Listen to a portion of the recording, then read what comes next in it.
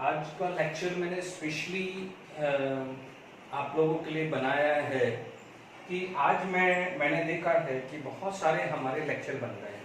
ठीक है, हमारे बहुत सारे लेक्चर बन गए हैं, मीन्स डिफरेंट वैरायटी आ गए। किसी में कायरल कार्बन, अकायरल कार्बन, या कायरल सेंटर, अकायरल सेंटर, या डिफरेंट हम क्वेश्चंस कर रहे हैं। कहीं में आरएस कॉन्फ़िगरेशन है, किसी में डीएल है, किसी में मेजो है, किसी में एनेंटियोमर है, किसी में डायस्टेरियोमर जा रहा है। ठीक है, तो मैंने एक स्पेशली आज आपके लिए एक लेक्चर मैंने बनाने का सोचा कि मैं एक ऐसा लेक्चर बना दूं कि in case examination point time में आपको टाइम नहीं मिलता है तो एटलीस्ट ये वीडियो देख के आप हर वैरायटी को कंप्लीट करें। मैं ट्राई करूंगा कि आज के जो वीडियो में मैं हर प्रोफाइल के क्वेश्चन डाल दूं, तो एटलीस्ट क्या है कि जब आपको एग्जाम टाइम में टाइम नहीं मिलता है तो सिर्फ ये वीडियो देख लीजिए, तो हर प्रोफाइल का क्वेश्चंस इसमें कवर हो जाएगा, भले वो मेसो है, एनेंटियोमर है, ऑप्टिकली एक्टिव है या कुछ भी है। बट एक चीज ध्यान रखना बच्चों, ठीक है, ये चीज नहीं होनी चाहिए। देखिए कि भाई ये तो आता है, ये वो आता है, मैं आपको बार बार रिपीट कर रहा हूं, जिन तक आपका सिलेक्शन नहीं हो जाता है, भले वो नीट हो या एम्स हो या जेडब्ल्यू मेंस हो या एडवांस हो, आप अपने आप ये मत समझना कि ये मुझे आता है यार, ये तो क्या है, सर ने तो इजी क्वेश्चन दे रहे हैं, वो दे रहे हैं। मैं आपको पहले ही क्लियर कर रहा हूँ। अदरवाइज आप कोई भी एग्जाम में से 100% मार्क्स क्यों नहीं लाते, तो फिजिक्स हो या केमिस्ट्री हो या मैथ्स हो या बायोलॉजी हो, मेरा सीधा क्वेश्चन ये है।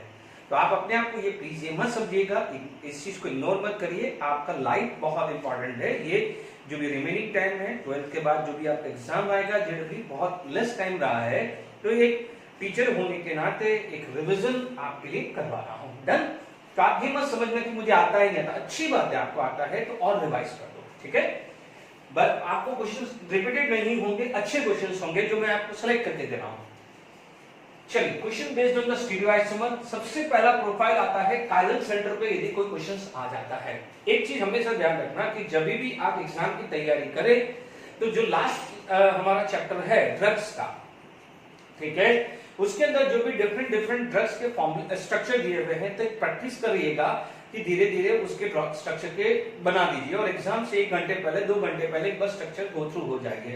क्योंकि कई बार मैंने आपको दिया हुआ है कि वीडियो के अंदर स्ट्रक्चर दिए नहीं होते हैं, सिर्फ नाम दिया होता है कि how many chiral carbon are present in paracetamol या आइबुप्रोफेन दे दिया, तो आपको स्ट्रक्चर ही नहीं पता होगा तो कायरल कहां से निकालोगे। तो ये चीज का ध्यान रखना। How many chiral centre are in the following, is it clear? बिल्कुल सिंपल है। मैंने आपको सबसे बोला था ब्रिज हेड कार्बन सबसे पहले ढूंढो। ब्रिज हेड कार्बन ये रहा, ब्रिज हेड कार्बन ये है। मैंने क्या कहा था, इसको देख लीजिए, ये मार्क कर दीजिए, दोनों अलग है। Yes, this two are chiral, ठीक है। ब्रिज हेड कार्बन तो सबसे पहले, और कहीं ब्रिज हेड कार्बन नहीं मिल रहा है। चलिए, इसके बाद आपको मैंने कहा था कि ये आप करिए, ये दोनों अलग अलग साइड है, तो डेफिनेटली ये कायरल आ गया, ठीक है। आप ये वाला करके देखिए, मैंने ये करके देखा, ठीक है, मैंने ये वाला देखा, ये पार्ट, ये अलग पार्ट, क्योंकि ये पूरा एक काउंट कराया जाएगा और ये पूरा एक काउंट होगा, तो definitely this is consider as a chiral carbon.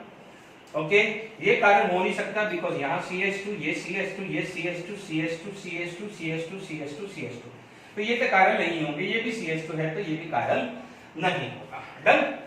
अब आप देख लीजिए, यहाँ पर मैंने बात करी तो ये पार्ट अलग है, तो definitely this is chiral carbon. Okay, आप देख लीजिए, ये कायरल कार्बन है बिकॉज 1 2 कार्बन 1 दिस, एंड यहाँ पर क्या हो जाएगा, hydrogen. Hydrogen is a remaining valency. Hydrogen क्या आ जाएगा, यहाँ पर क्या हो जाएगा, दिस इज H, तो ये भी कायरल होगा। ये हो नहीं सकता क्योंकि sp2 कार्बन है, sp2 is not stereo centre, बताया था ना मैंने। अब आप देखिए, यहाँ पर 2 लोन पेयर है, तो ये भी भले बीइंग sp3 बट ये भी हो नहीं सकता, ठीक है। तो यहाँ पर ये भी गया।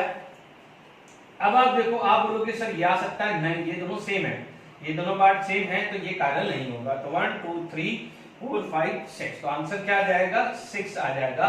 हो सकता है स्पेशल सीक्यू बनाए तो किसी में 5 6 7 8 आ जाए, तो यू कैन टेक आंसर 6 आ जाएगा। तो एक बार और कायरल कारक की रिवीजन करवा दिया है। ऑप्टिकली इनएक्टिव कंपाउंड आप देखेंगे, ऑप्टिकली इनएक्टिव कंपाउंड देखिए, यहां पर आपको दिख रहा है ये नाइट्रोजन। नाइट्रोजन का लोन पेयर क्या है, कॉन्जुगेशन में आ रहा है, ठीक है, कॉन्जुगेशन में आ रहा है, तो this is going to be sp2, this is going to be sp2। अब मान लीजिए कोई बच्चा ये बोले कि यहाँ पर बेंजीन रिंग नहीं होती, बेंजीन रिंग नहीं होती, एनी अल्काइल ग्रुप होता, तो मान लीजिए ये इथाइल है, ये मिथाइल है, मान लीजिए प्रोपाइल होता, लाइक R1 R2 R3। तो हमने क्या पढ़ा था, क्षत्रीय उड़ जाना, जिसको हम बोलते हैं अमाइन इन्वर्जन। क्या बोलते हैं, अमाइन इन्वर्जन। तो यदि ये बेंजीन रिंग नहीं होती तो अमाइन इन्वर्जन हो जाता। तो अमाइन इन्वर्जन क्या देता है, रसमिक मिक्सचर देता है। तो ठीक है, तो being sp2 carbon, this is not A chiral centre, तो दिस इज ऑप्टिकली इनएक्टिव। ये क्या हो जाएगा, ऑप्टिकली इनएक्टिव। डन, चेक कर लेते हैं यहां पर। अब आप देखो ये S है, ठीक है, आप देखेंगे 1 सिग्मा, 2 सिग्मा, 3 सिग्मा, ये पाई है और एक लोन पेयर है। Is it clear? तो आप देखेंगे ये sp2 sp3 हाइब्रिडाइजेशन आ गया। ध्यान रखना है, मैंने कार्बन नाइट्रोजन ऑक्सीजन में लिखाया है, कल को आप फास्फोरस सल्फर क्लोरीन में मत डाल देना। सर आपने तो लिखवाया था कि 1 पाई बॉन्ड होगा तो sp3 होगा। स्ट्रिक्टली लिखवाया है CNO 1 0 pi bond sp3, 1 pi bond sp2 and 2 pi bond sp है। Is it clear? यहां पर सल्फर में कितना जाएगा, कितना, हाउ मेनी, 1 2 3 सिग्मा और एक लोन पेयर का काउंट होगा, तो 3 बॉन्डेड पेयर और एक लोन पेयर। तो ये हाइब्रिडाइजेशन आ गया sp3। डन, ये वैलेंसी अलग, ये वैलेंसी अलग, ये वैलेंसी अलग, तो this is optically active. This is optically active. This is allene, देख लीजिए बेंजीन रिंग बना दो एलिन, तो ये वाई प्लेन है, तो ये क्या हो जाएगा, Z हो गया है, ज्यादा सोचना ही नहीं है। ये भी क्या हो जाएगा, ऑप्टिकली एक्टिव। तो आप ये मत समझना कि मैं एमसीक्यू कर रहा हूं, ठीक है, मैं ये समझ लीजिएगा मैं इंडिविजुअली भी बता रहा हूं। Is it clear? यदि यहीं देखिए यहीं एक और हो जाता तो आप क्या बोलते हैं, वो ज्योमेट्रिकल में चला जाता। क्या चला जाता, ज्योमेट्रिकल। ये तो कायरल है ही है, all the 4 valency are different, so this is optically active, this is optically active। ये MCQ होता तो हमारा राइट आंसर ये हो जाता। Is it clear to all of you? चलिए अब हम नेक्स्ट क्वेश्चंस पे बात करते हैं।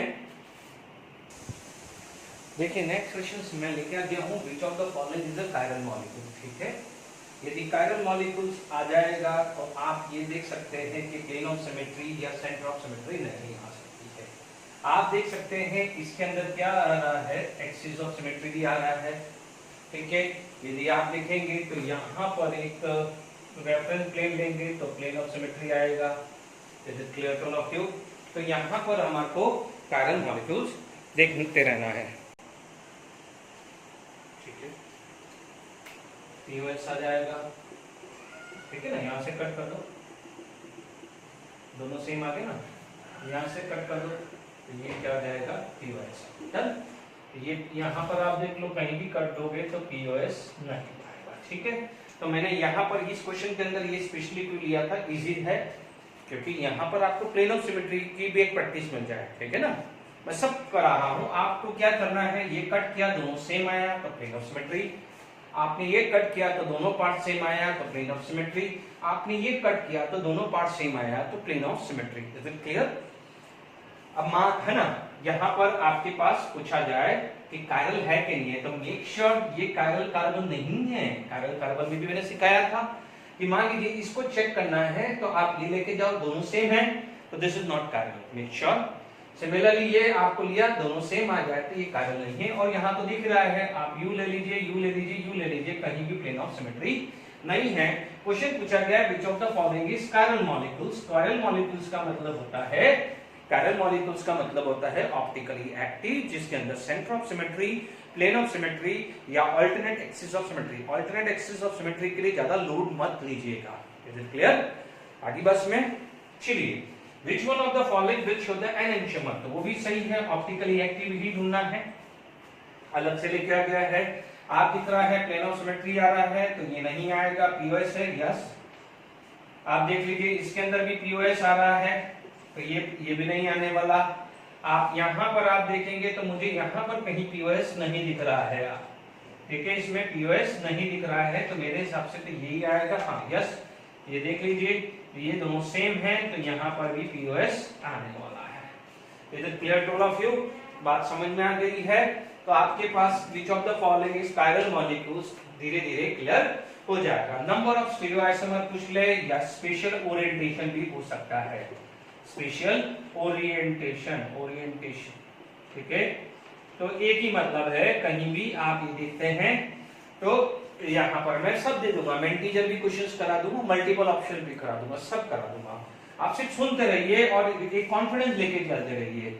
आप देखेंगे यस स्टीरियो सेंटर है, यस नो, H CST अलग, H और पूरा वैलेंसी अलग, yes this is stereo centre. और ये तो हमने क्या पढ़ा था, अट्रोपिज्म पढ़ा था, अट्रोप आइसोमेरिज्म पढ़ा था ना बाइफिनाइल का, तो ये एक मान लेते हैं क्योंकि जो भी होगा याद आ रहा, AB बोला था, तो ये एक मान लेते हैं, ठीक है, इसके रेस्पेक्ट में सॉरी। अब आप देखो ये वाला कायरल कार्बन है कि नहीं है, देख लीजिए, 1 chiral center, 2 chiral center and 3 chiral center. How many chiral center are there? 3.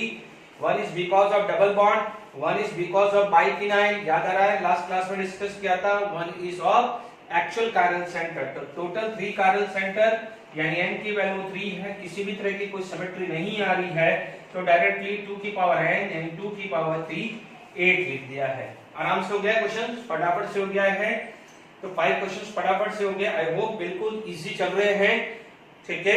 चलिए आगे बढ़ते हैं, टाइम वेस्ट नहीं करते। देखिए फटाफट से नेक्स्ट क्वेश्चन पे मूव करते हैं। बच्चों एक बात ध्यान रखना है कि आपके लिए स्ट्रक्चर बनाना है, मतलब सोच के आपको स्ट्रक्चर बनाना है या कोई डायरेक्ट टेक्स्ट बुक से उठाना है, नोट करना है। देखिए कुछ बच्चे ऐसे भी हैं कि अरे यार ये तो आता है। देखिए मैं वो बच्चों के लिए फोकस कर रहा हूं जो रियली चाहते हैं कि उनका नीट में या जेडब्ल्यू में, मेंस में या जेडब्ल्यू एडवांस में बहुत अच्छा रिजल्ट आए।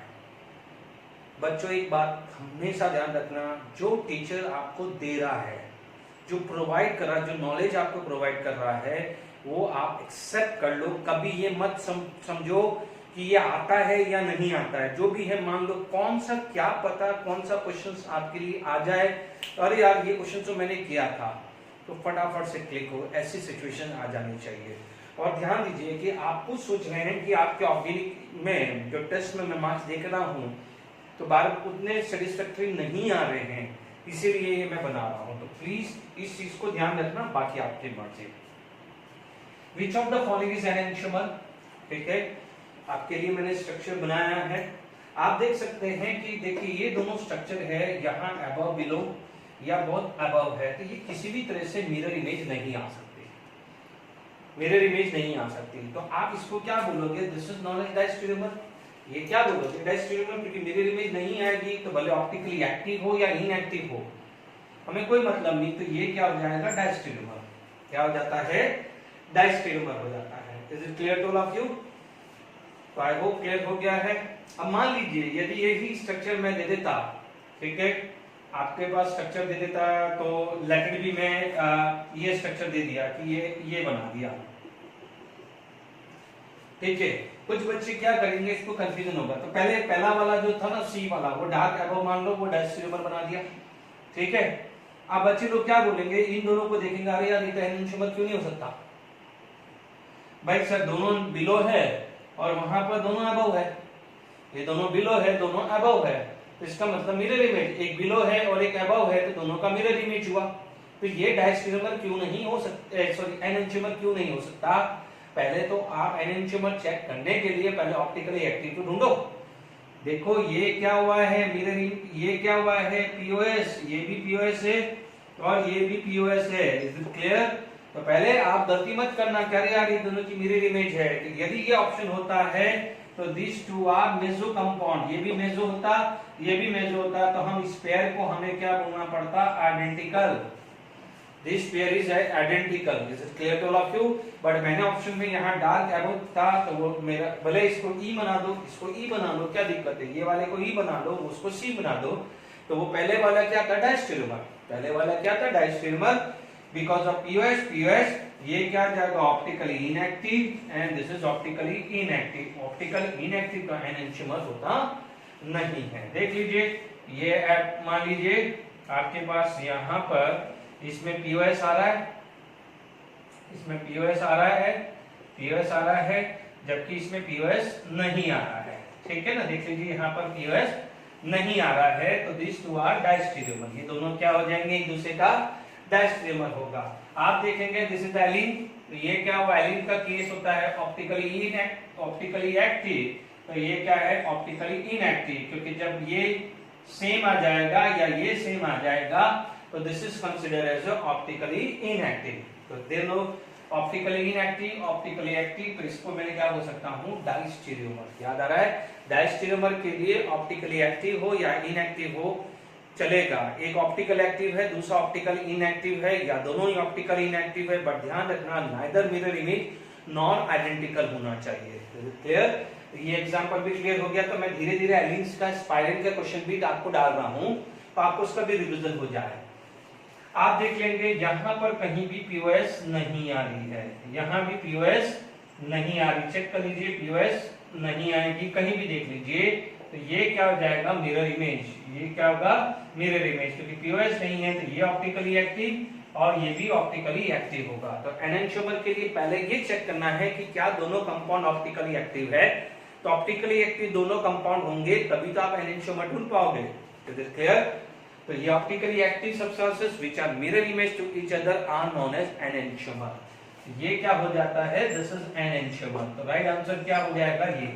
अब आप एक ही चीज ध्यान रखना कि भले ये एमसीक्यू क्वेश्चंस हैं, बट आप ये समझ लीजिए कि 4 क्वेश्चंस हैं, एक क्वेश्चन नहीं है, वो 4 क्वेश्चन है, क्योंकि एक्सप्लेनेशन तो सबका आ रहा है ना कि भाई आपको डायस्टेरियोमर भी अब हम सिखा रहे हैं कि डायस्टेरियोमर कैसे निकालते हैं, आइडेंटिकल कैसे निकालते हैं, एनेंटियोमर कैसे निकालते हैं, कायरल मॉलिक्यूल्स कैसे निकालते हैं, कायरल कार्बन कायरल सेंटर कैसे निकालते हैं, वो सब सिखा रहा हूं। डन? आ जाइए रिलेशन बिटवीन दिस पेयर्स, यानी इन पेयर के बीच में रिलेशंस बात करते हैं। Is it clear to all of you?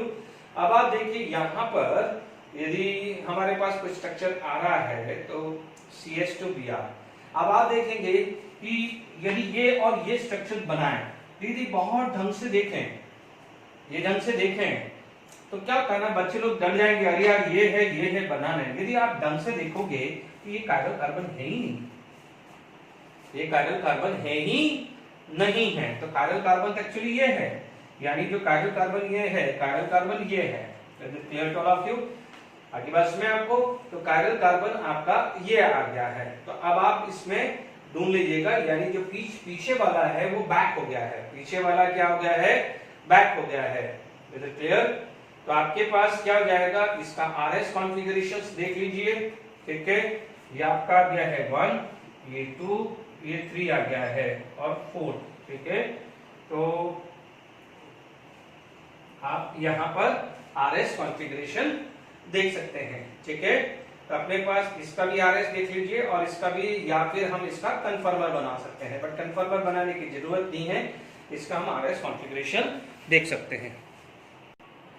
तो इसका RS कॉन्फ़िगरेशन बना सकते हैं। देखिए अब इसको देखो, अपन क्या कर सकते हैं, देखिए ये मेरा CH2Br है, ये ले लो, मैं हाइड्रोजन ले लिया, ये CH2Br, पहले CH2Br हाइड्रोजन, ठीक है, फ्लोरीन रेड पर ले लिया मैंने, ठीक है। और यहाँ पर एक पेन ले लेता हूँ दूसरा जो अलग से दिखेगा, है ना। तो ये CH2Br आ गया है और ये आ गया है, देख लीजिए CH2Br line of paper, this is hydrogen line paper, CH3 above the plane and fluorine below the plane, ठीक है। 1 2 3 1 2 3 1 2 3 1 2 3 1 2 3 1 2 3, क्या चल रहा है, 1 फ्लोरीन, CH2Br, CH3 above है, डार्क है, फ्लोरीन क्या है, डेडेश बैक है, दिस इज लाइन CH2Br और हाइड्रोजन, ऐसा ही है ना। 1 2 3 1 2 3 1 2 3, कैसा है, एंटी क्लॉकवाइज आ रहा है, एंटी क्लॉकवाइज। तो जब एंटी क्लॉकवाइज आ जाता है तो दिस कॉन्फ़िगरेशन इज एस, ठीक है।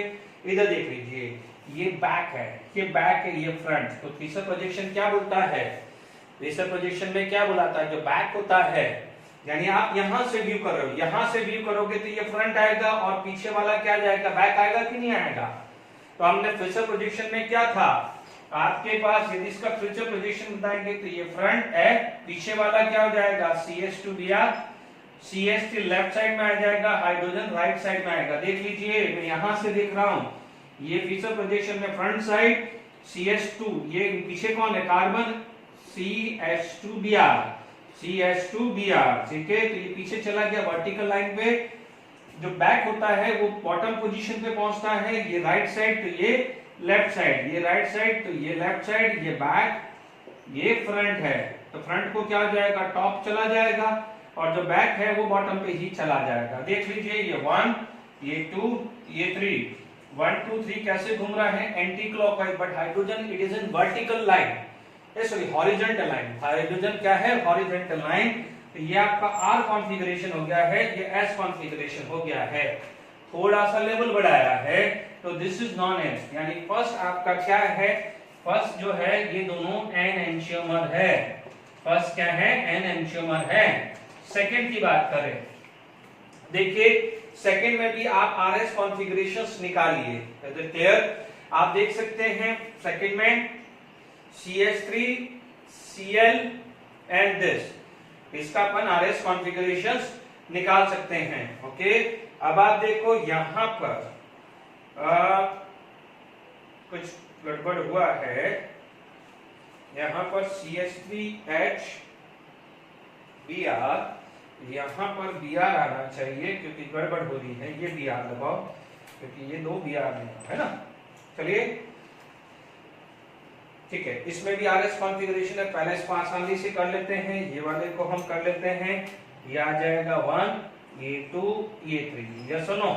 आप देख लीजिए 1 2 3 कैसे घूम रहा है क्लॉकवाइज, 1 2 3 कैसे घूम रहा है clockwise, but hydrogen it is in vertical line, तो ये S हो जाएगा, एग्री। ये 1 ऊपर वाला 2, ये 3 आया, ये 1 2 3 कैसे घूम रहा है, 1 2 3 कैसे घूम रहा है एंटी क्लॉकवाइज, 1 2 3 कैसे घूम रहा है anti clockwise, but hydrogen in a vertical line, तो वो क्या हो जाएगा R। बहुत इंपॉर्टेंट चीज है। तो ये R और S निकला, यहां तक समझ में आया, ठीक है। अब आप देखो ये जो है ये और chiral H Br Br CH3 CH3 दोनों की कायरल कार्बन दोनों सेम है, तो एक S है एक R है, तो प्लेन ऑफ सिमेट्री आ जाएगा, क्या आ जाएगा प्लेन ऑफ सिमेट्री। एक और S और R आएगा तो प्लेन ऑफ सिमेट्री आएगा, मेसो बन जाएगा। This is meso compound, is it clear. ये मेसो कंपाउंड हुआ है, याद करिए मेसो में क्या बताया था, एक S होगा तो एक R होगा। देखिए यहाँ H, यहाँ भी H है, यहाँ भी R, यहाँ भी Br है, यहाँ CH3, यहाँ भी CH3 है, S और R, इसे क्या बोलेंगे meso compound, is it clear. ठीक है, कल को यहाँ पर इसका आयुर्वेद से नेम भी पूछ सकता है। मान लीजिए ये 1 2 3 4, तो क्या बोलेंगे मेसो 2 3 डाइब्रोमो ब्यूटेन, इसका नाम क्या जाएगा मेसो 2 3 डाइब्रोमो ब्यूटेन भी बोल सकते हैं। Is it clear to all of you. अब आप देख लीजिए ये चेक कर लेते हैं क्योंकि ये तो निकल गया है मेसो। अब आप देखो ये 1, ये आ गया है 2 क्योंकि this is connected with bromine, ये 3, 1 2 3 कैसे घूम रहा है anti clockwise, but hydrogen it is in vertical line, तो ये क्या हो जाएगा R। वापस से देख लो ये 1, ये 2 और ये 3, तो 1 2 3 क्या है clockwise, but hydrogen it is in horizontal line, तो ये क्या हो जाएगा S। एक R S है तो ये भी आ जाएगा POS, ठीक है, और ये भी क्या हो जाएगा मेसो, तो ये भी मेसो ये भी मेसो। तो ध्यान दीजिए दोनों मिरर इमेज नहीं हुई है। आप यदि देखेंगे यदि इसको मेसो नहीं ढूंढते तो आप बोलोगे bromine left, hydrogen left, hydrogen right, ठीक है। तो आप देखोगे ये दोनों जो स्ट्रक्चर आपको क्या दिख रहा है, एक दूसरे का मिरर इमेज दिख रहा है, तो आप क्या है फटाफट से उसको शायद गलती करके आप एन एंशियोमर लिख सकते हो। तो गलती से भी एन एंशियोमर मत लिखना, पहले चेक कर देना कि कहीं मेसो नहीं है। Is it clear to all of you. आपको समझ में आया कि नहीं आया, क्योंकि आप देख लीजिए ये CH3 Br Br है, H आपको जान करके स्ट्रक्चर आपको ऐसा दे दिया है कि दोनों एक दूसरे की मिरर इमेज दिखे। इज इट क्लियर, दोनों की मिरर इमेज दिखे तो आपको क्या बोलेगा कि यार ये एन एंशियोमर होगा, but this is not an enantiomer, this two are identical. तो आपका थर्ड क्या हो जाएगा आइडेंटिकल, थर्ड क्या हो जाएगा आइडेंटिकल। तो मैंने आपको ये सिखा दिया है थर्ड। देखो यदि थर्ड स्ट्रक्चर ऐसा होता, सपोज आपके पास स्ट्रक्चर ऐसा होता, आप कोई बच्चा बोलेगा नहीं यार सर कैसे दिख रहा है, यदि यही स्ट्रक्चर ऐसा होता, ठीक है, आप देख लीजिए यहाँ पर आ गया ये COH आ गया, यहाँ CH3, ये H, ये Br, ये Brs। तो अब आप देखो ये वैलेंसी अलग अलग है, तो किसी भी केस में प्लेन ऑफ सिमेट्री नहीं आता है। हाँ, तो अब आपको देखेंगे H, ये Br, ये COH और H, और ये Br, ये CH3। Is it clear? हाँ, इन दोनों को आप बोलोगे क्योंकि यहाँ पर किसी भी तरह से POS नहीं आ सकता है, तो इसको देखते ही पता चल जाएगा this is an enantiomer. Is it clear to all of you? इसलिए मिस्टेक मत करना, जब यह भी ग्रुप यदि सेम है, लाइक यहाँ भी COH होता और ब्रोमीन यहाँ, हाइड्रोजन यहाँ, तो आप पहले बेटर ये है कि चेक कर लो उसका मेजो है कि नहीं है। Is it clear? वो मेजो भी हो सकता है, तो मेजो होगा, दोनों मेजो होगा तो आइडेंटिकल, एक मेजो होगा और एक ऑप्टिकली एक्टिव होता तो वो क्या हो जाता है, डायस्टेरियोमर हो जाता है। दोनों ऑप्टिकली एक्टिव होता है, बोथ आर मिरर इमेज, तो उसे हम बोल देते हैं एनेंटियोमर। तो 3 केस निकाल सकते हो। Is it clear? तो ये भी आपके पास समझ में आ गया है। Is it clear to all of you? तो हमारे पास ये सिचुएशन आ गई है। ओके, अब देखिए इधर देख लीजिए, 1 2 3, 1 2 3 क्या है, क्लॉकवाइज, तो ये क्या हो जाएगा, आर कॉन्फ़िगरेशन। ठीक है, 1 2 3 क्या हो जाएगा, क्लॉकवाइज, तो ये क्या हो जाएगा, आर कॉन्फ़िगरेशन। तो clear to all of you? अब आप देखिए ये भी आएगा, ये भी 1, ये 2 और 3। तो ये 1 2 3 कैसे जा रहा है, 1 2 3 क्या जा रहा है, ये भी क्लॉकवाइज जा रहा है, बट हाइड्रोजन क्या है, अबव है, तो ये क्या हो जाएगा, उल्टा RS हो जाएगा। Is it clear to all of you? Okay, RS हुआ। तो यहाँ पर आप देख लेंगे 1, ये 2, ये 3, 1 2 3 क्लॉकवाइज घूम रहा है, बट ये क्या हो जाएगा, S configuration. Is it clear? तो इसी तरह से क्या हो जाएगा, आपका ये S है, तो ये भी शायद S आएगा। देख लीजिए, आप चेक कर लीजिए, ये 1, ये 2, ये 3, 1 2 3 हाइड्रोजन प्लेन ऑफ पेपर है। फिर भी अदरवाइज आप चेक कर लीजिए, ये S कॉन्फ़िगरेशन आ जाना चाहिए। तो ये RS है, ये SS है, तो आप इसको क्या बोलेंगे, डाइस्टेरियोमर। क्या बोलेंगे, डाइस्टेरियोमर। यदि मान लीजिए इस वाले को गलती हो रही हो, ये वाले को गलती हो रही हो, आपसे नहीं ढूंढ पा रहे हैं तो कोई बात नहीं, नहीं ढूंढ पा रहे हैं तो कोई बात नहीं, आप निकाल लीजिए। ये हाइड्रोजन है, ठीक है, Cl अबव है, Cl अबव है, CH2 CH3 पीछे है। देख लीजिए, ये Cl और आपका ये है। Is it clear? ये 1, ये 2, ये 3, ठीक है, 1 2 3, ये 1 Cl अबव, हाइड्रोजन इधर ये आपका सेकेंड वैलेंसी, ये क्या है, लाइन यानी सेकेंड वैलेंसी, ये second valency CH2 CH3 third है। 1 2 3, 1 2 3, 1 2 3, 1 2 3 क्या चल रहा है, anti clockwise 1, S form I कि नहीं आ गया। आप क्या कर सकते हैं, मान लीजिए इसमें निकालने में दिक्कत आ रही है, जैसे मान लीजिए ये कायरल कार्बन है, पहले 1 2 3 मार्क करके रख लो। इस कायरल कार्बन में 1 2 3, चलो जिस बच्चे को ये वाला समझ में नहीं आया वो भी समझा देता हूँ। आप देख लीजिए, यहाँ पर आपके पास क्या है, मान लीजिए ये 2 है, ये 2 है, ये CH3 है, लाइन में है, ठीक है। अब H यहाँ है और CH3 यहाँ है, H क्या है, अबव है, तो CH3 क्या है, बिलो। और ये क्या है आपका सेकेंड, ये क्या है, थर्ड, है ना, ये सेकेंड थर्ड। 1 2 3, 1 2 3, आपको क्या दिख रहा है, 1 2 3, 1 2 3 क्या दिख रहा है, क्लॉकवाइज, बट हाइड्रोजन यहाँ है। 1 2 3, 1 2 3, 1 2 3, 1 2 3, 1 2 3 क्या हो गया है, एंटी क्लॉकवाइज हो गया कि नहीं हो गया। It is clear? देख लीजिए, ये वाले में क्लोरीन पीछे है, हाइड्रोजन अबव है, हाइड्रोजन अबव, क्लोरीन पीछे, ये सेकेंड वैलेंसी वाला, और ये CH3 है। तो 1 ये 2 3 आपको क्या दिख रहा है, 1 2 3, 1 2 3 आपको क्या दिख रहा है, क्लॉकवाइज, 1 2 3, 1 2 3, 1 2 3। अब आप देख लीजिए क्या हो गया, एंटी क्लॉकवाइज, यानी हाइड्रोजन को आपका व्यू अभी यहाँ पर व्यू है अबव है, बट जस्ट उसका उल्टा करना है, बिकॉज हाइड्रोजन को पीछे चाहिए, इसीलिए यहाँ पर आपका R था, तो हाइड्रोजन ऑलरेडी पीछे था, इसलिए कॉन्फ़िगरेशन चेंज नहीं किया। हाइड्रोजन यहाँ अबव है, यहाँ पर अबव है, इसलिए जो कॉन्फ़िगरेशन आता है उसका उल्टा कर दो। यानी आर आता है तो एस कर दो, क्योंकि अबव नहीं चाहिए, आपको बिलो चाहिए। अबव को बिलो बनाना है तो 180 डिग्री करना पड़ेगा कि नहीं करना पड़ेगा, तो ये ध्यान रखिएगा कि जब भी अबव है, आर है तो उसका एस कर दो, और एस है तो उसका क्या कर दो, आर कर दो। आई होप समझ में आ गया होगा, ज्यादा आप टाइम वेस्ट नहीं करते हैं। तो ये आर एस है, आर एस है। अब आप देखो ये CH3 है और ये C2CH3 है। यहां पर भी था RS था इससे पहले वाले थर्ड ऑप्शन में, बट यहां पर और यहां पर वैलेंसी सेम थी, इसलिए मेजो बनाया गया है R और S में। यदि यहां CH3 होता, लेट इट बी ये CH3 होता, लेट इट बी CH3 होता, ये R ये S होता, तो मैं इसको मेजो बोल देता। और ये दोनों SS होता, यहां CH3 होता और ये दोनों SS होता, तो ये मेजो नहीं होता। ये मेजो ऑप्टिकली इनएक्टिव, ये ऑप्टिकली एक्टिव इनएक्टिव क्या बन जाता, डाइस्टेरियोमर बन जाता। Is it clear? ठीक है ना, तो वो भी डाइस्टेरियोमर होता, तो बट एक्चुअली ये CH2 CH3 डाइस्टेरियोमर और identical. Is it clear? I hope ये क्वेश्चंस आए होंगे, बहुत अच्छा क्वेश्चन थे। अब और हम क्वेश्चंस करते हैं। चलिए हम नेक्स्ट क्वेश्चन हमारे पास आ जाता है कि ऑब्जर्व द कंपाउंड M। ठीक है, the total number of X indicate total number of chiral carbon, total number of same chiral carbon, number of optically active stereoisomer, W is a number of meso compound.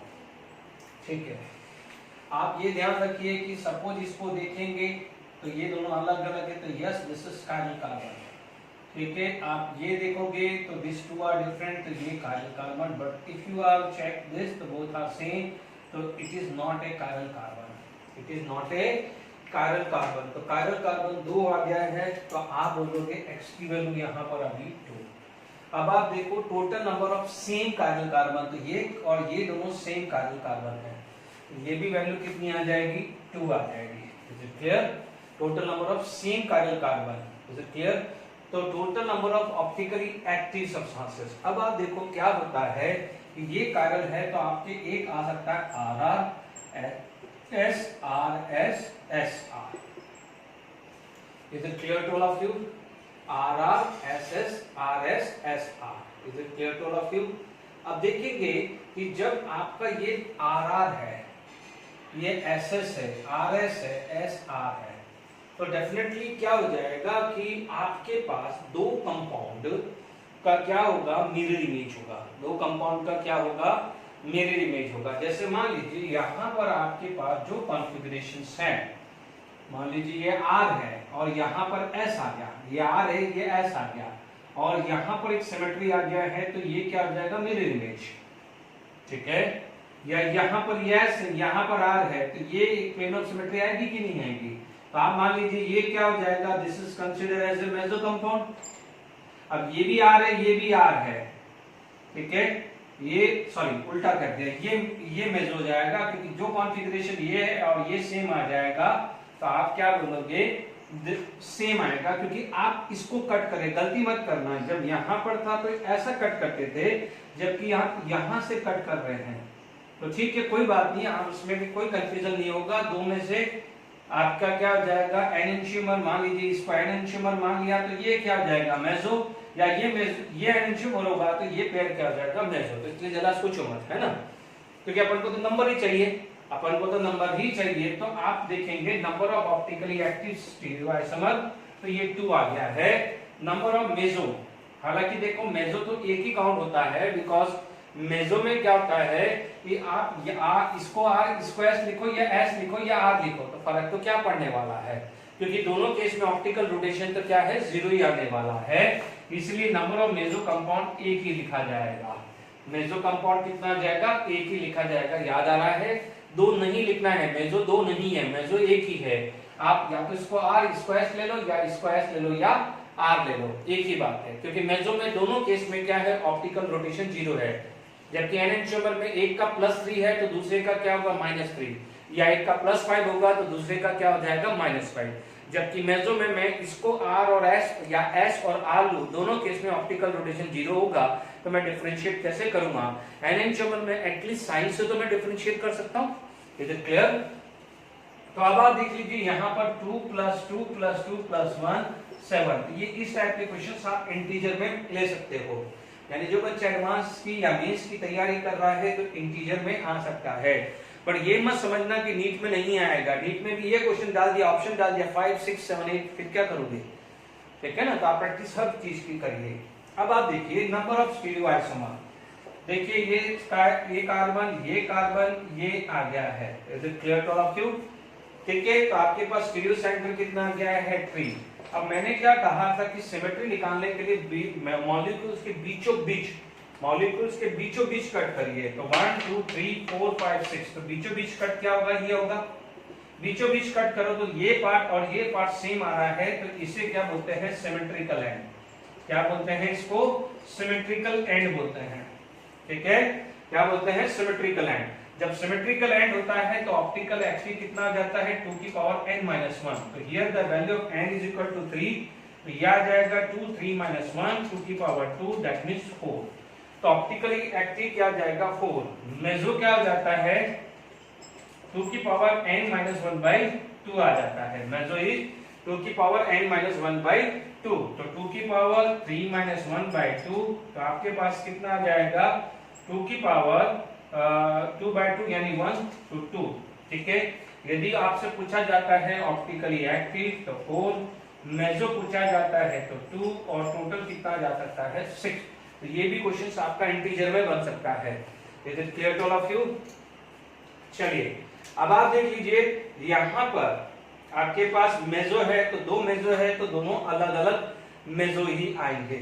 अब मान लीजिए इसी questions के अंदर मैं डाल देता हूं, ठीक है, कि आपके पास ऑप्टिकली एक्टिव पूछा जाए। ठीक है, अब यही क्वेश्चंस को आगे मैं शिफ्टिंग करता हूं। ठीक है, तो ऑप्टिकली एक्टिव कितने हुए? 4 आगे हैं, और मेसो कितने आगे हैं? 2।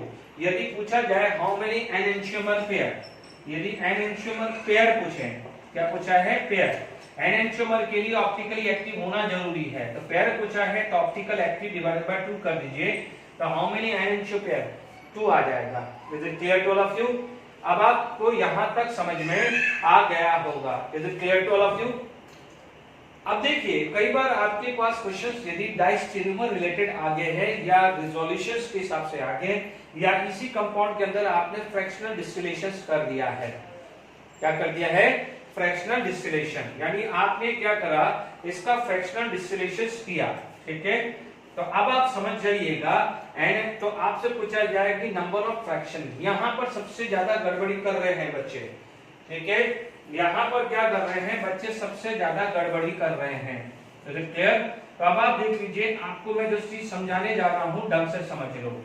सपोज इसके अंदर क्या है, आपके पास ये क्या था? Optically active plus meso compound मिला, इसको आपने क्या लिखा है? Fractional distillation. इसका क्या कर दिया? Fractional distillation. तो आपको मान लीजिए यहां पर आपको बोला कि नंबर ऑफ फ्रैक्शन को आपने x से डिनोट कर दिया, और वो इंटीजर का क्वेश्चन बना दिया। इसी को मैंने आगे किया। तो आप समझ लीजिए, ये मेसो मेरे 2 निकले हैं। यहां पर मेरा आपके पास एनेंटियोमेरिक पेयर, ध्यान रखना है, आप ऑप्टिकली एक्टिव आपके 4 हैं, समझ जाइए 4 है। ठीक है, ए बी सी डी, ये 4 है, but this is enantiomeric pair, this is enantiomeric pair. Is it clear? Meso है वो तो अलग होगा। अभी जो मेसो है इनका मान लीजिए ये आपका क्या है? ई और एफ है, तो ये तो मेसो किसी भी तरह का कोई मिरर इमेज नहीं है। क्यों? क्योंकि ये तो ऑप्टिकली एक्टिव है, ऑप्टिकली एक्टिव है, तो ये तो किसी भी तरह का मिरर इमेज हो ही नहीं सकता। सॉरी, ऑप्टिकली इनएक्टिव है, तो ये ई होगा, उसका ऑप्टिकल रोटेशन 0 होगा, एफ होगा, उसका ऑप्टिकल रोटेशन 0 होगा, बट दोनों में किसी ना किसी तरह का अरेंजमेंट अलग होगा। Is it clear? तो प्लीज ध्यान दीजिएगा, ये मेसो अलग है। कैसे? मान लीजिए यहां पर कोई कॉन्फ़िगरेशन आया, ये सिस रहा तो मेसो बन गया, या ये ट्रांस रहा तो मेसो बन गया, तो अलग अलग होगा कि नहीं होगा? क्योंकि मेसो इसके हिसाब से आ गया कि मान लीजिए यहां पर सिस की वजह से मेसो आ गया, एक मेसो वो, और एक बार ट्रांस की वजह से मेसो आ गया तो वो दूसरा आ गया। सिस और ट्रांस के बीच में क्या हो जाएगा? एटलीस्ट बॉइलिंग पॉइंट तो अलग अलग होता है कि नहीं होता है, तो ये ध्यान रखना है। Is it clear? वहां पर जो मेसो था, यहां पर मेसो था, वो एक ही में ही आ गया। यहां पर किसी भी तरह का सिस और ट्रांस नहीं था, ये इसके अंदर कोई ज्योमेट्रिकल आइसोमर नहीं था, ना ऑप्टिकल आइसोमर था, इसलिए ये दोनों को एक ही काउंट हुआ है। बट यहाँ पर ज्योमेट्रिकल आइसोमर है, one form is cis, another form is trans.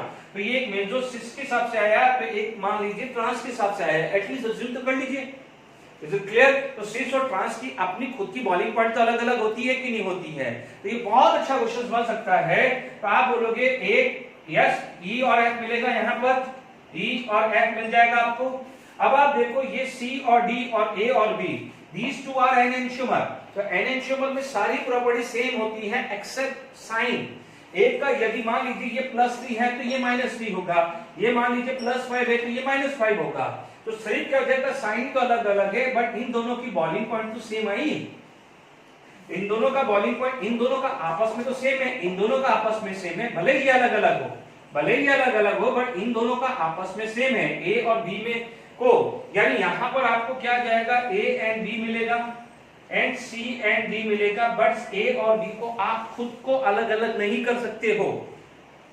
Is it clear? अलग अलग नहीं कर सकते हो। आप बोलोगे सर ये साइन तो अलग अलग है। अरे भाई हम फ्रैक्शनल डिस्टिलेशन कर रहे हैं, हम ऑप्टिकल रोटेशन थोड़ी देख रहे हैं, समझो बच्चों को। तो आप यदि आप देख रहे हो, यदि आप उसको मतलब पोलराइजोमीटर से देख रहे हो तो बोलोगे ये प्लस है ये माइनस है, तो ये ए होगा तो ये बी होगा, डन। बट आपने क्या करा, ए बी के मिक्सचर को फ्रैक्शनल डिस्टिलेशन कराया। तो फ्रैक्शनल डिस्टिलेशन कब डिफरेंशिएट कर पाता, जब दोनों का बॉइलिंग पॉइंट अलग अलग हो। बट क्या दोनों का बॉइलिंग पॉइंट अलग अलग है? नहीं, दोनों का बॉइलिंग पॉइंट तो सेम है। ए और बी का आपस में क्या है, बॉइलिंग पॉइंट सेम है। तो जब बॉइलिंग पॉइंट सेम है तो फ्रैक्शनल डिस्टिलेशन ए और बी को अलग अलग कहां से कर पाया है, वो तो एक ही मानेगा। तो आप क्या बोलोगे, 1 2 और ये दोनों को मिला के 3 आएगा, इन दोनों को मिला के 4 आएगा। तो x की वैल्यू क्या आएगी, 4 आएगी। Is it clear to all of you? इसीलिए हम क्या बोलते हैं, क्योंकि देखिए आप बोलोगे ए बी यदि ई से, ए बी एफ से डिफरेंशिएट करे, सी डी ई से करे, सी डी एफ से करे, तो ये क्या है, डायस्टेरियोमर।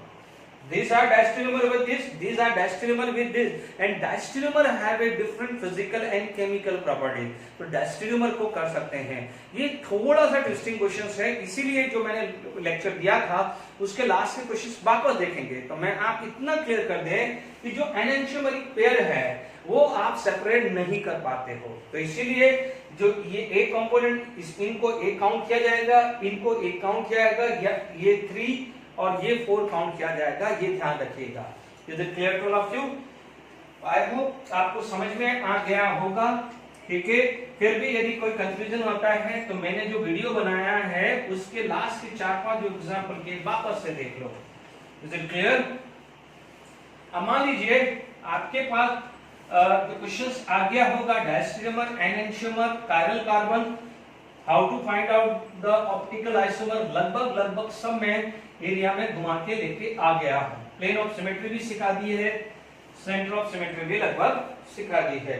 फिर भी मुझे लग रहा है यदि एक क्वेश्चन डायस्टेरियोमर का और बना देता हूं, मान लीजिए कोई कॉन्फिडेंस में गड़बड़ी हो रही है, ठीक है। अब मान लीजिए मेरे पास ये कंपाउंड आ गया है, ठीक है। मान लीजिए CHO आ गया है, OH आ गया है, H आ गया है, CH2OH आ गया, ठीक है। मैंने यहां पर आप देख लिया है CHO, H, OH, CH2OH दे दिया, ठीक है। थर्ड केस मान लीजिए मैंने यहां पर दे दिया है COH दे दिया, ये H दे दिया है, ये CH3 दे दिया है, ये OH दे दिया है, ठीक है। अब मान लीजिए मैंने इनको सबको फ्रैक्शनल डिस्टिलेशन किया है।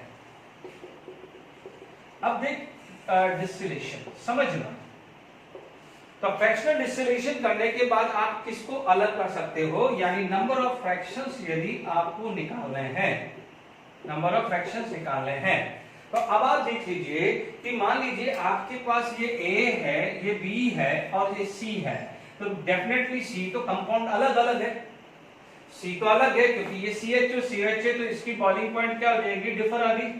तो जब बॉइलिंग पॉइंट डिफर आ गई तो C को तो आप इजीली सेपरेट कर सकते हो, but what about this two, these two are enantiomer, these two are enantiomer। तो enantiomer है, इनका बॉइलिंग पॉइंट क्या हो जाएगा, सेम है, बॉइलिंग पॉइंट क्या है, सेम है। तो यहां पर भी वो क्या है, एक ग्रुप के अंदर आएगा, बट इसको आप सेपरेट नहीं कर पा रहे हैं तो इसको एक काउंट होगा, this is consider as a 1, क्योंकि ये पूरा का पूरा पेयर जैसे यहां था वैसा का वैसे यहां पर आ गया है। आप देख लीजिए आपके पास कंटेनर है, मान लीजिए कंटेनर है, इसमें A प्लस बी प्लस सी है, आपने फ्रैक्शनल डिस्टिलेशन किया है, फ्रैक्शनल डिस्टिलेशन किया है, मान लीजिए C का बॉइलिंग पॉइंट लेस था तो यहां से C हटा के यहां C आ गया। Is it clear? तो अब आप देखेंगे, आप बोलोगे कि कितने को आप सेपरेट कर पाए, भाई आपका ये तो एक हुआ और ये एक हुआ, तो आप बोलोगे टोटल तो 2 ही हुए हैं, टोटल क्या हुआ है, 2 ही हुए हैं ना। ये भाई ये इन दोनों को आप डिफरेंशिएट कैसे कर पा रहे हो? आप बोलोगे सर मैं तो वो पोलराइजोमीटर कर रहा हूं, भाई हम पोलराइजोमीटर की बात कर ही नहीं रहे हैं, हम तो फ्रैक्शनल डिस्टिलेशन की बात कर रहे हैं। ये एक कंटेनर में A प्लस बी रह जाएगा C, तो 2 ही कंपोनेंट अलग अलग हुए ना। आप यदि मान लीजिए आपके पास यदि इस सॉल्यूशंस के अंदर यदि आप देखते हो तो क्या आप इस सॉल्यूशन में देखने के बाद A और B को डिफरेंशिएट कर पा रहे हो क्या? मेरा क्वेश्चन ये है। आप बोलोगे सर उसका रोटेशन ये है रोटेशन, अरे भाई ये रोटेशन तो कब मैं डिफरेंशिएट करूंगा, जब मैं पोलराइजोमीटर में से पास कराऊंगा, बट जब मैं पोलराइजोमीटर से पास ही नहीं करा पा रहा हूं तो मैं कैसे डिफरेंशिएट कर पाऊंगा? आई बात समझ में? इसीलिए यहां पर फ्रैक्शनल डिस्टिलेशन होता है, ये हो ही पाते, तो यहां पर एक रहा, कोई देखिए मैं A और B लिख रहा हूं तो दिख रहा है, बट आप यदि आप उसको स्ट्रक्चर अंदर देखोगे तो दोनों के दोनों प्रेजेंट है, तो आप A और B को डिफरेंशिएट कैसे कर पा रहे हो? A और B को डिफरेंशिएट जब भी कर पाओगे जब उसका रोटेशन चेक करोगे, जब रोटेशन ही चेक नहीं कर पा रहे हो तो A और B को डिफरेंशिएट कैसे कर पाओगे? वो एक ही कंपोनेंट लगने वाला है, क्योंकि बच्चे लोग मैं A प्लस बी लिख रहा हूं ना, इसलिए आप गड़बड़ कर रहे हैं। Is it clear? तो ये क्या हो जाएगा, एनेंटियोमेरिक पेयर को एक ही काउंट करना है क्योंकि वो डिफरेंशिएट नहीं हुआ है। बात समझ में आ गई? इमीडिएटली यहाँ पर एक और क्वेश्चन दे देता हूं तो एक कॉन्फिडेंस आपका बिल्डअप हो जाता है, ठीक है, क्योंकि इसमें ज्यादातर बच्चों को दिक्कत आ रही है, ठीक है। अब मान लीजिए मेरे पास एक स्ट्रक्चर ये बन गया है, मान लीजिए मेरे पास यहाँ OHHCH3, ठीक है, यहाँ पर OHHCH3 ले लिया, यहाँ पर मेरे पास क्या गया है, लेट बी CHO BRH, ठीक है, BRHCH3 है ना। अब यही कंपोनेंट मैंने ज्यादा फर्क नहीं किया है ना, इसमें ज्यादा फर्क नहीं किया, ज्यादा नहीं दिया है वैरायटी, मैंने इनका क्या करा, फ्रैक्शनल डिस्टिलेशन कर दिया है। क्या कह दिया है? फ्रैक्शनल डिस्टिलेशन कर दिया है, और आपसे पूछा है number of fraction, number of fraction पूछा है। ध्यान दीजिए C अलग हो गया है, C तो अलग है क्योंकि इस C का तो A और B से C अलग है, ठीक है। अब आप देख लो ये क्या है, ये क्या है, क्या ये और ये मिरर इमेज है? नहीं, OH है, यहाँ पर OH है और H है, तो A एंड B देखते ही पता चल गया है A and B is a diastereomer. इससे पहले क्या था, AB एनेंटियोमर था, ये क्या हुआ है, डाइस्टेरियोमर। तो डाइस्टेरियोमर का बॉइलिंग पॉइंट क्या होता है, डिफरेंट। तो अब आप इसको डिफरेंशिएट कर सकते हो, A अलग हो जाएगा, B अलग हो जाएगा, C अलग आ जाएगा। तो इसमें नंबर ऑफ फ्रैक्शन पूछे तो 3, पहले वाले में नंबर ऑफ फ्रैक्शन क्या था, 2, क्योंकि A और B को बॉइलिंग पॉइंट के बेसिस पे डिफरेंशिएट नहीं कर पा रहे थे। तो आई होप समझ में आया कि नहीं आया? Is it clear? और नेक्स्ट क्वेश्चंस मैं डिस्कस करता हूं।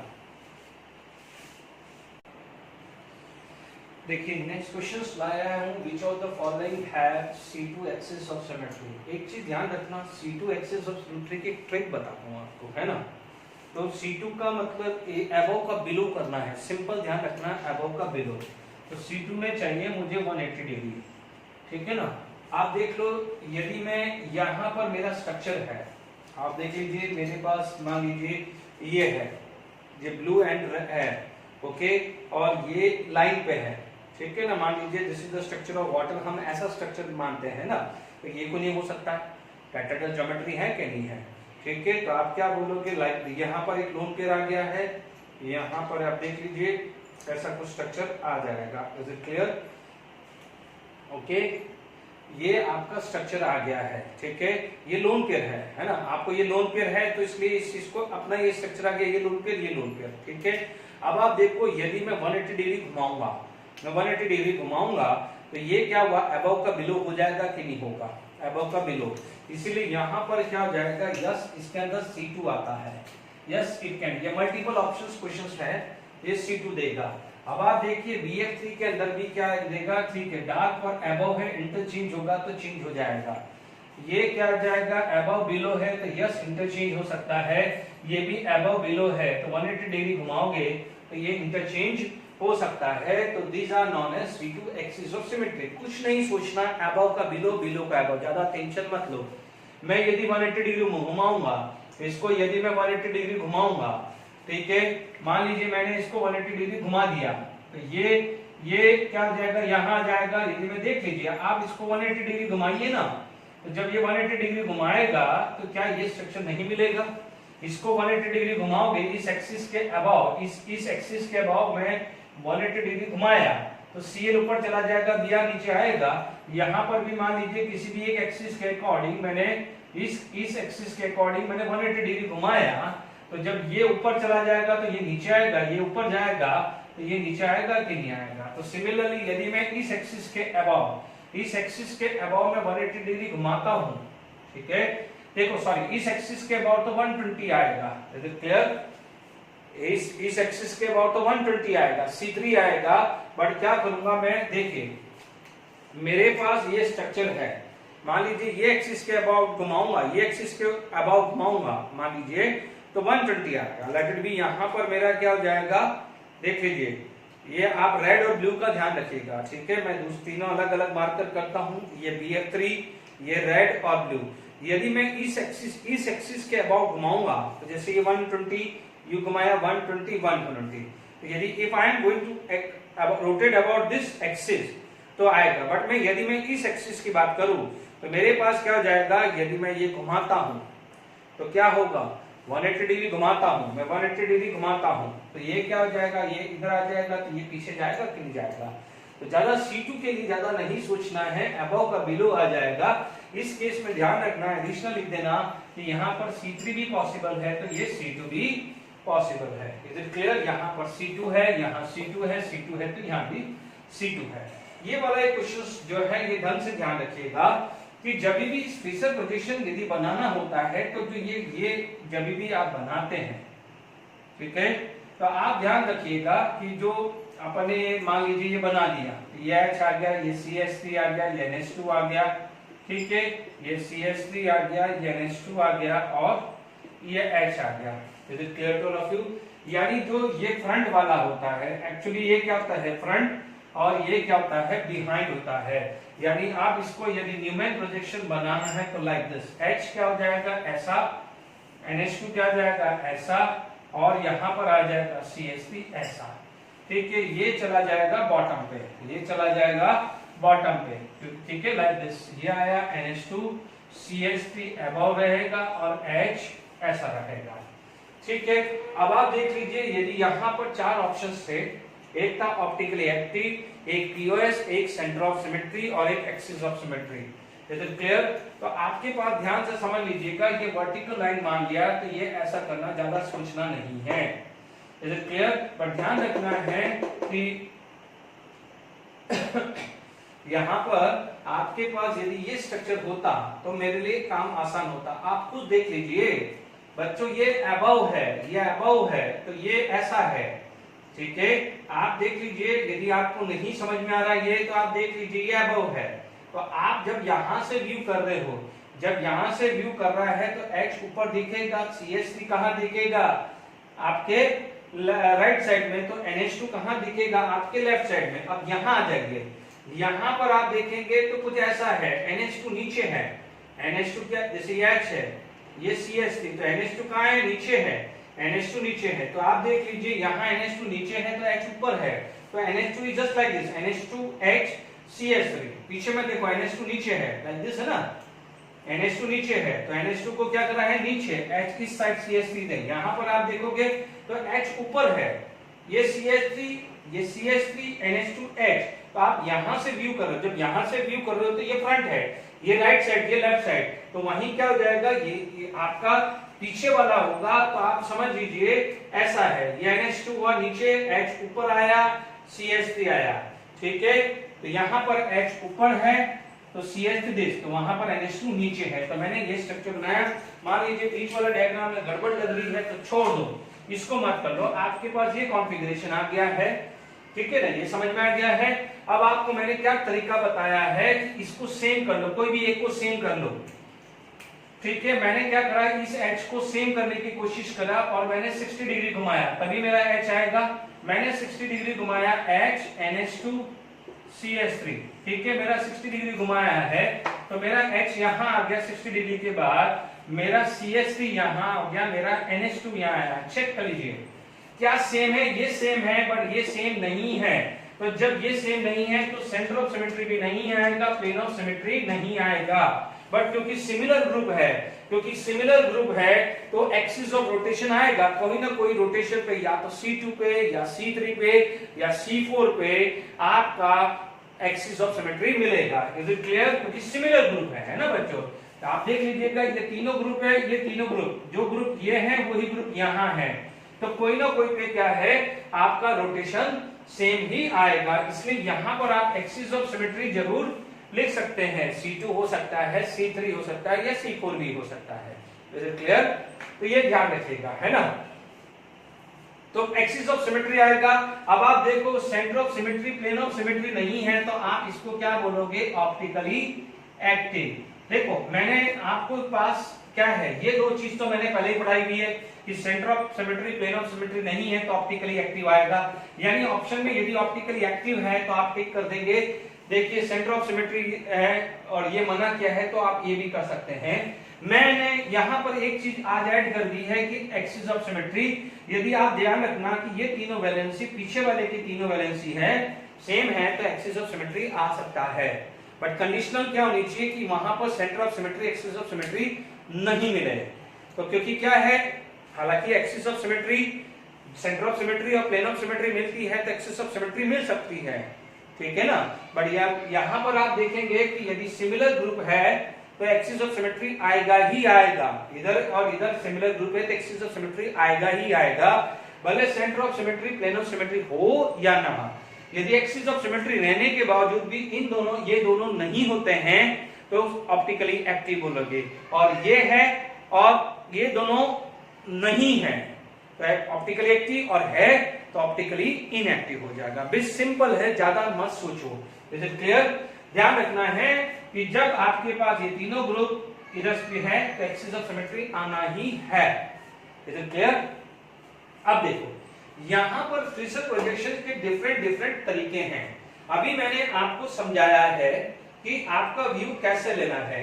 आप कैसे भी व्यू ले सकते हो। जैसे मान लीजिए आपने यहां पर लिया है फ्रंट, ओके, ठीक है, मान लीजिए आपने यहां पर लिया है तो there is a different view. या आप ऐसा भी कर सकते हैं कि कोई भी एक व्यू ले ले, ठीक है, यहां पर आपका क्या आ जाएगा, OH, ठीक है, ये क्या आएगा, OH, ठीक है।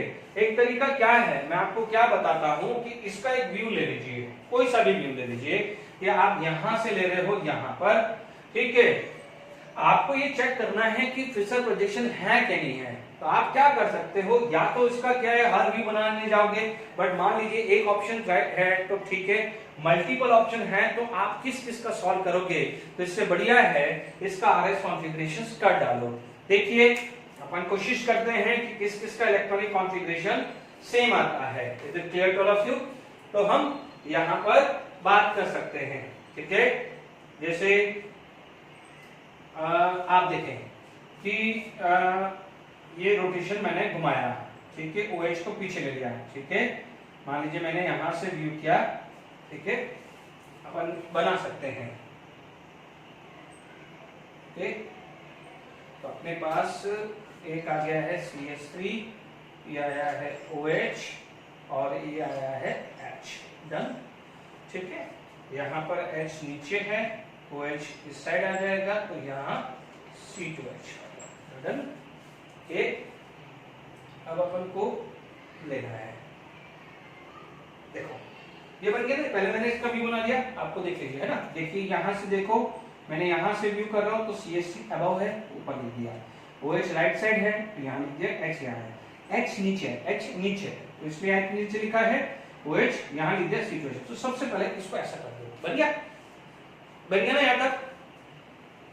ये अभी भी नहीं आया, देख लो ना, ये ऐसे ही है ना भाई, आप भी देख लो ना, ये वाला देखो, ये H, तो यहाँ पर CH3 देखो, यहाँ से ये H, CH3 इधर आया, OH इधर, H यहाँ, पीछे कौन है, H नीचे है तो H नीचे ले लिया, OH जहां पर देखो इन OH तो वही पोजीशन पे है, ये राइट है तो राइट, लेफ्ट है लेफ्ट, फर्क क्या हो जाएगा, ये डार्क अबव है तो ऊपर लिया है, डैश है तो नीचे लिया है, बाकी और कुछ नहीं लिया मैंने।